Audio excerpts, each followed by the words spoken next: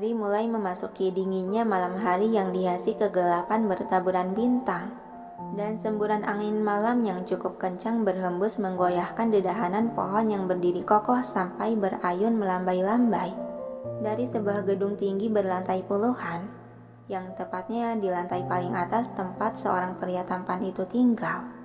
Gedung itu dinamakan sebagai apartemen mewah di kota tersebut, sehingga tak heran lagi bagi seorang John yang sebagai asisten dari perusahaan terbesar serta anak tunggal dari pemilik perusahaan terkenal yaitu Andinata Group untuk tinggal di tempat mewah dan di lantai VIP pula.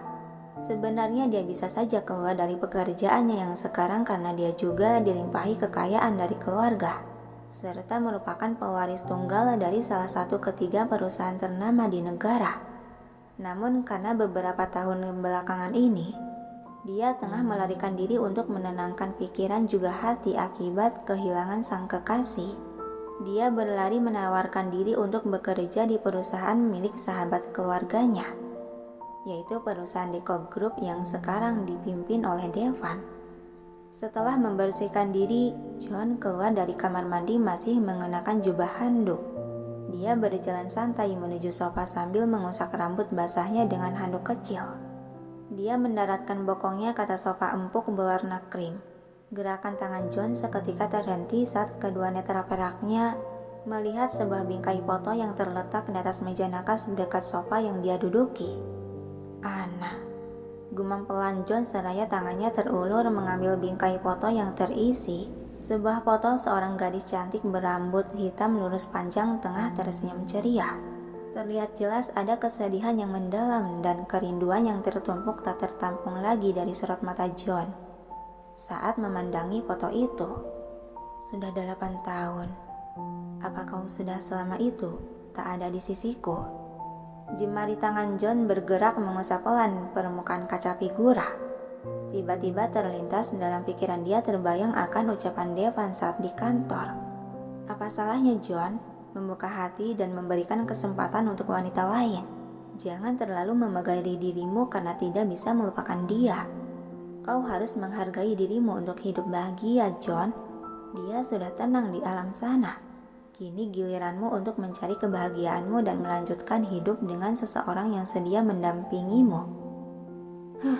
John tersenyum kecut menertawakan keadaan hati dan nasib naas akan kisah asmaranya. Membuka hati ya. Kembali dia menatap foto gadis di bingkai dalam diam, seakan dia tengah membayangkan masa-masa saat bersama gadis tersebut.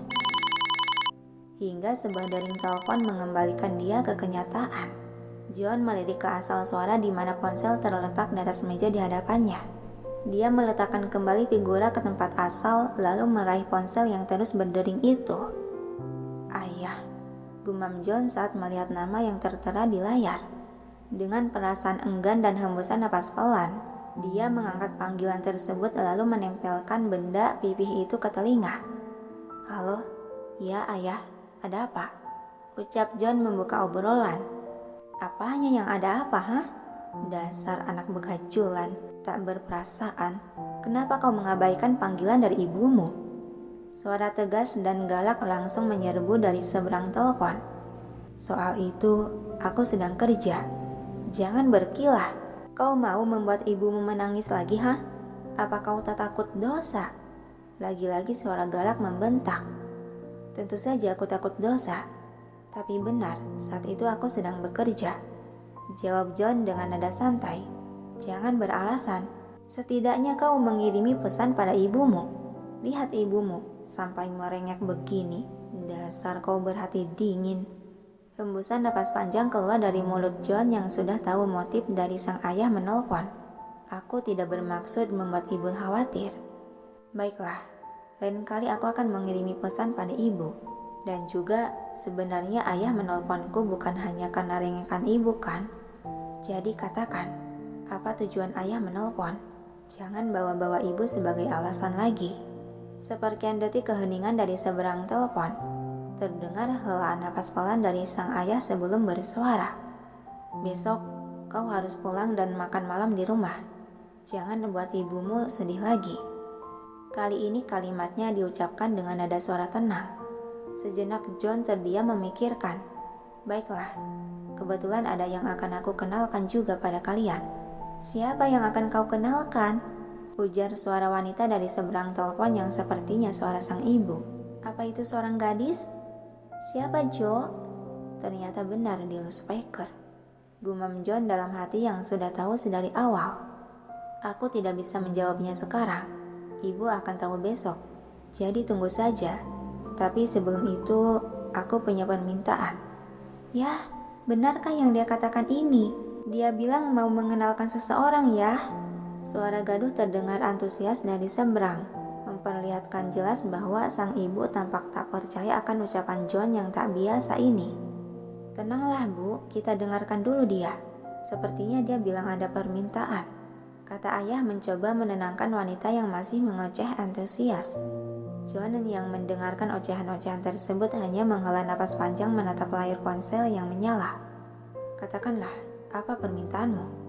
Segera John mengatakan apa yang diminta hingga mereka sedikit beradu argumen di telepon cukup lama.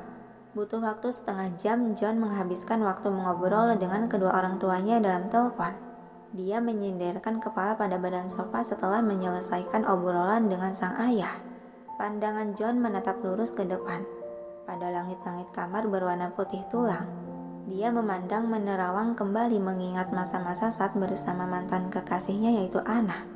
Namun saat dia mengingat itu, tiba-tiba sekelebat bayangan wajah Mekaira tergambar jelas sehingga membuat John kembali teringat akan sikap ceroboh Mekaira saat di kafe.